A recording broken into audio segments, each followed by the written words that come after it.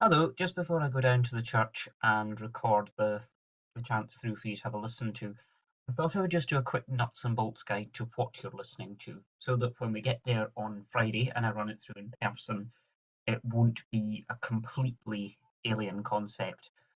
Because I'm aware that for some of you, this is the first time you've encountered an Anglican chant in the wild, and what is this strange beast?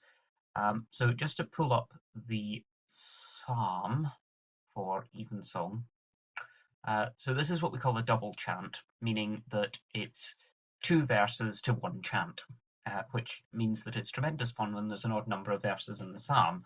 Thankfully, we don't have that problem this time, but generally when there is that, you get little notes in the margins to tell you what to do.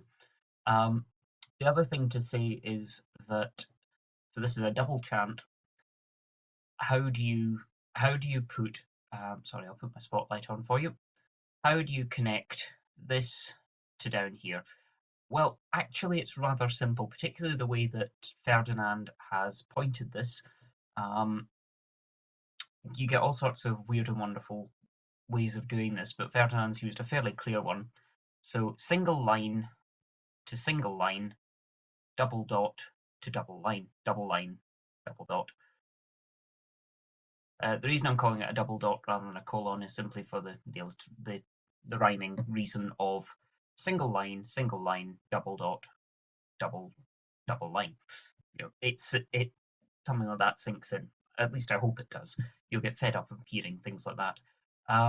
The other thing to say is that you stick on the note you're singing until it's time to sing the next one.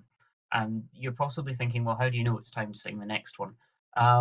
Well, that's where it takes a little bit of detective work. So just to take the first line, O Lord, our governor, how excellent is thy name in. There's your single line. Well, there's your first note and there's your first line. So all of this is to your first note here. I hate technology. So, O Lord, our governor, how excellent is thy name in.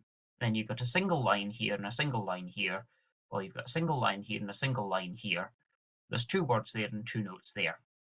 Okay, so O Lord our Governor, how excellent is thy name in all the single line world. Okay, that makes sense. Double dots, double line. Okay. And thou hast set thy glory above the heavens. Just to say where you've got multiple syllables, you move on the last syllable. This is a really good example here. Thou hast set thy glory.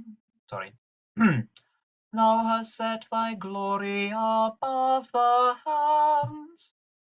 Glory above the heavens, or whatever the notes are.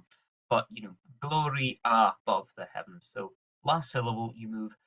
Better example is in the second verse. So we've had the end of the first verse here. There's a double line. End of the first verse, second half, second verse.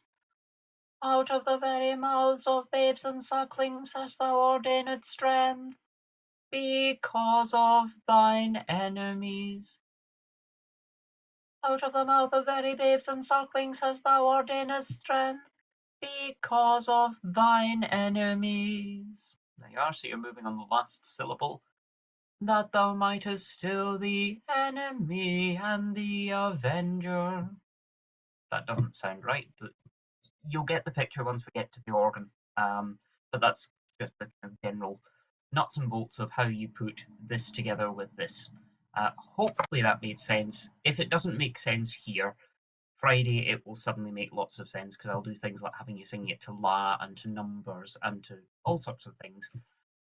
But the really important thing to say is that as long as the Amen is together, nothing else matters.